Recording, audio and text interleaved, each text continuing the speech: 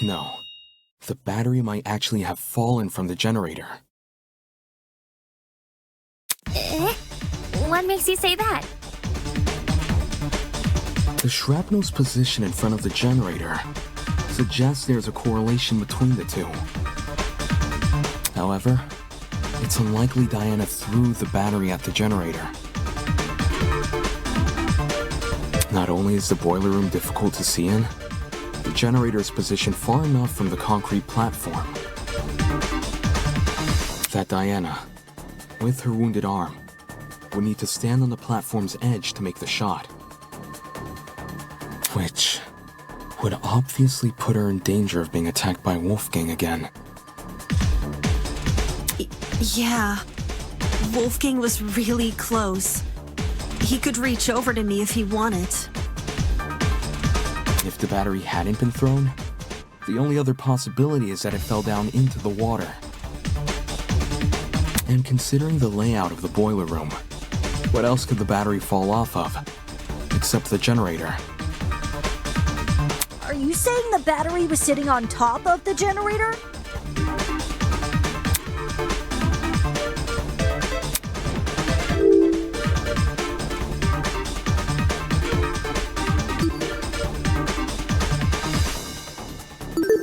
I got it.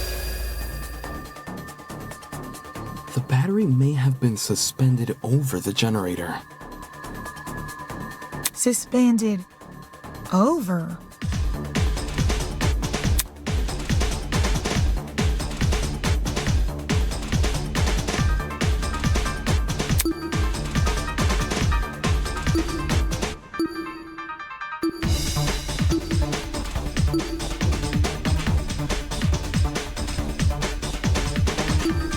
This is it.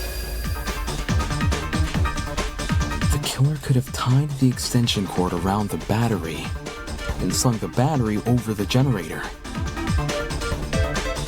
If the cord and battery were tied together at the time of the generator's explosion, it would explain why half of the cord had been burned away. The more you explain it, the more unbelievable it sounds. What if that's the point? Maybe the killer chose a crazy method because no one would believe it. I don't see how weaving a cord into the mix is any more beneficial than leaving it out. If anything, the cord adds extra weight. Which would be especially inconvenient for Diana, because her arm was bleeding. Right. It wouldn't benefit Diana to hold the cord. So, what if she didn't? Something else may have been supporting the cord instead.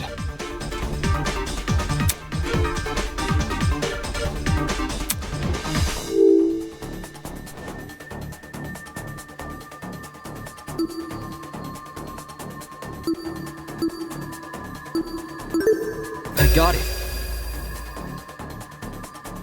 Throughout this trial, we've assumed the killer held the battery in some form or another. If the battery was on its own, the killer tossed it in. If the battery was wrapped with a cord, the killer held the other end of the cord. But in the same way something else can hold the battery, can't something else also hold the cord? Ugh, my head's starting to spin. Are you talking about something which could keep the cord in place?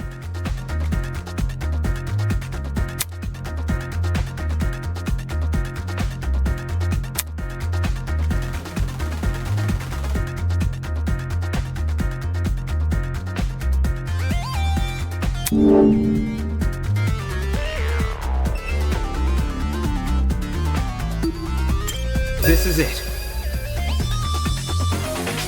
The killer tied the cord to the vent. What vent? The one above the generator. It connects the boiler room and the dining hall. There's a vent above the generator? You should remember some light shining into the boiler room. That's where the vent is. vent itself is set a bit far back into the wall, so you probably assumed the spot was a small window or something.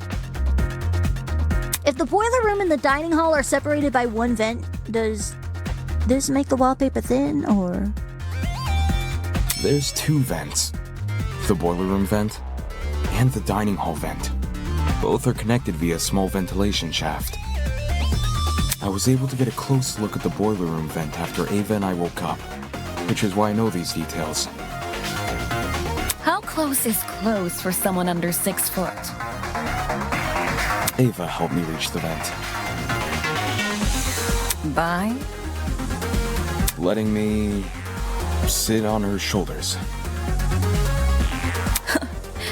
Quite the visual.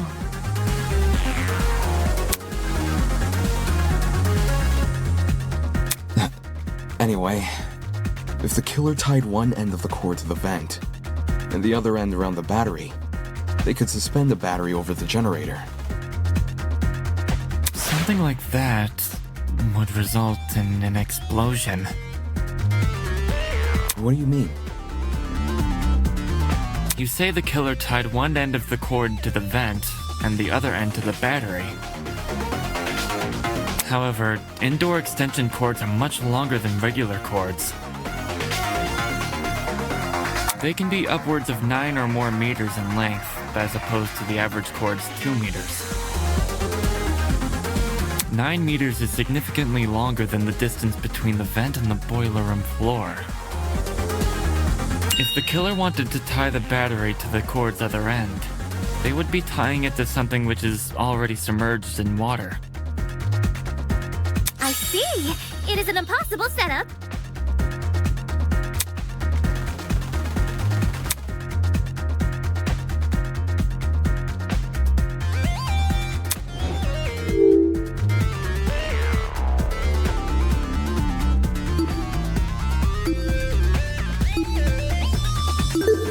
I got it. The extension cord is pretty thin and flimsy. If the killer wanted the battery to be secure, they need to wrap a lot of cord around it. Probably to the point there wouldn't be much spare cord remaining.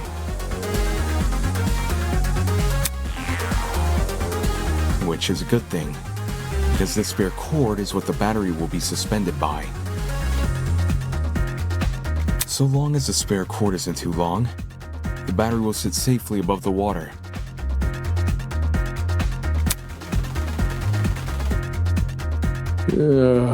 So much effort. Agreed. How do you even submerge the battery into the water under those circumstances?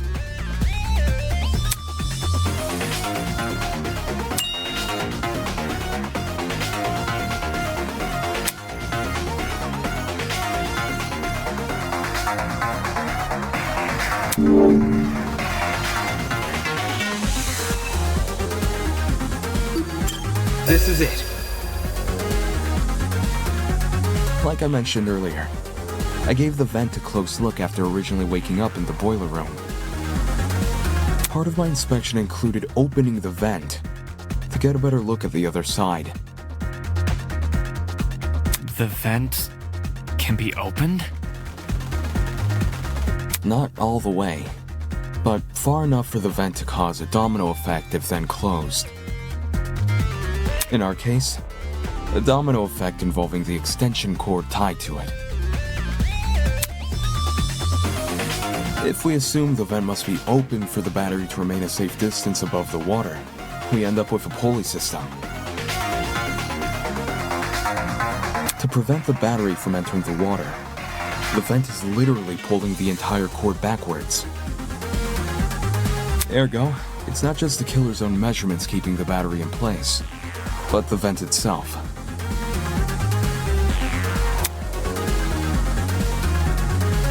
Having opened one of these vents before, I can tell you how tough they are to move.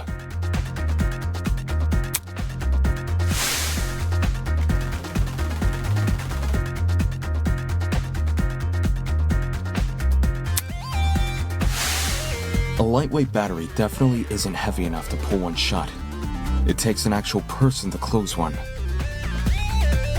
Which is great for the killer, because it means they get to maintain full control over when the battery enters the water. If they close the vent, the cord should slide forward and submerge the battery into the water. When that happens, the boiler room water becomes electrified by the battery's components, which in turn causes electricity to pass directly into the body of Wolfgang, who is standing in the water.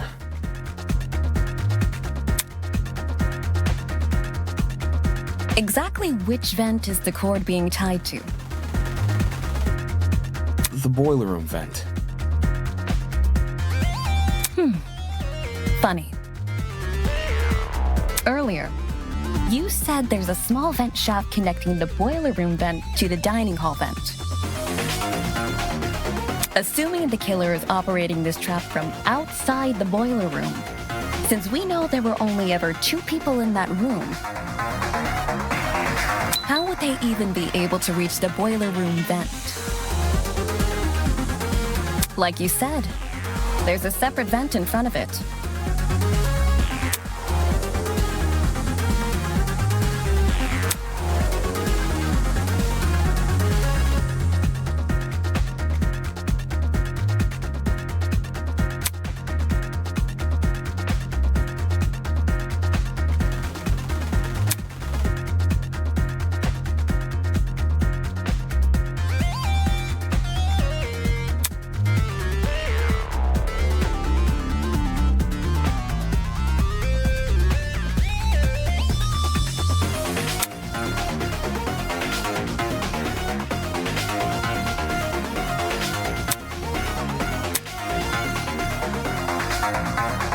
This could only mean one thing. The killer never tied the cord to the boiler room vent. They tied the cord to the dining hall vent. That just creates the same problem as before, but reversed. Instead of the dining hall vent making it hard to close the boiler room vent, it's the boiler room vent making it hard to reach the dining hall vent. While the vents may seem like an obstruction, especially since they can't be opened all the way, there's a very easy workaround. All the killer needs to do is fit the extension cord between the grates of the boiler room vent. Oh yeah, the grates. You mentioned something about them earlier. Right, when you described opening the boiler room vent.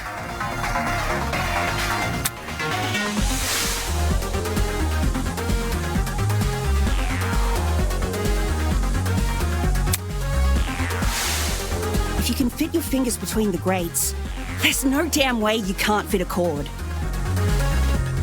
Exactly. After which, you can slide the cord through the ventilation shaft and out the opposite end, for the killer to then go and tie to the... Actually...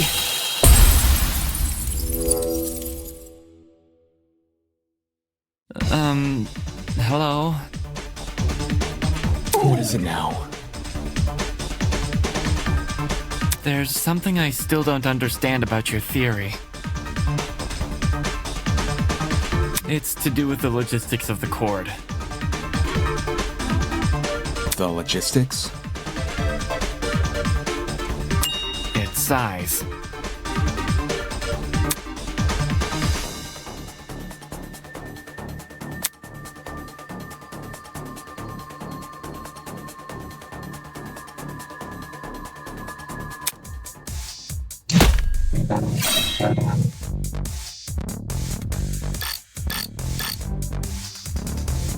I understand the boiler room vent can be opened. Maybe not all the way, but enough to fit an extension cord through. What's bothering me, however, is that the boiler room vent was closed during the investigation, which means it must have been closed during the murder. I don't see a problem here. The killer doesn't even need to open that vent. Because they could simply slide the cord between the grates. Indoor extension cords may be thin, but the plugs on either side of them aren't. How can the killer fit both those plugs between the gaps in the vent grate? Either the boiler room vent was never involved, or it was open at some point, and someone else closed it. That is my issue.